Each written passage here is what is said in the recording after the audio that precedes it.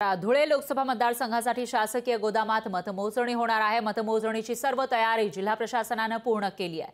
मतमोजणीच्या सुरुवातीलाच टपाली मतपत्रिकांची मोजणी केली जाणार आहे। त्यानंतर ईव्हीएम मशीनची मतमोजणी केली जाईल। याचा आढावा घेतलाय आपले प्रतिनिधी विशाल ठाकूर यांनी।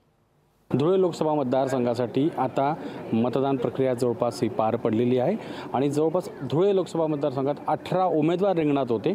18 उमेदवारांचं काही जे भविष्य आहे ते उद्या सकाळी 8 वाजल्यापासून ते सायंकाळच्या 5 वाजेपर्यंत याच मतदान केंद्रांमध्ये जी मतमोजणी होणार आहे, या मतमोजणीनंतर आपल्याला एकंदरीत चित्र स्पष्ट होणार आहे की या 18 उमेदवारांपैकी नेमका धुळे लोकसभेचा नेमका खासदार कोण असणार आहे। एकूणच परिस्थिती पाहायला गेलं तर साधारण 20 टेबल या ठिकाणी ठेवण्यात आलेले आहेत आणि या 20 टेबलमधनं पाहायला गेलं तर प्रत्येकी 20 फेऱ्या या ठिकाणी होणार आहे। संध्याकाळपर्यंत निकाल लागण्याची अपेक्षा व्यक्त केली जात आहे। सुरुवातीला टपाली जे काही मतदान असणार आहे, या टपाली मतदानाचं मोजणी होणार आहे। त्यानंतर ईव्हीएम मशीनमध्ये जे काही मतमोजणी जी काही होणार आहे ती त्यामध्ये स्पष्ट होणार आहे। एकूणच संध्याकाळी 5 वाजेपर्यंत धुळे लोकसभा मतदारसंघातील लोकांनी, नागरिकांनी कोणाच्या गळ्यात माळ टाकली, कुणाला खासदार केले हे चित्र स्पष्ट होणार आहे। कॅमेरा पर्सन पवन मराठेसह विशाल ठाकूर, लोकशाही मराठी, धुळे।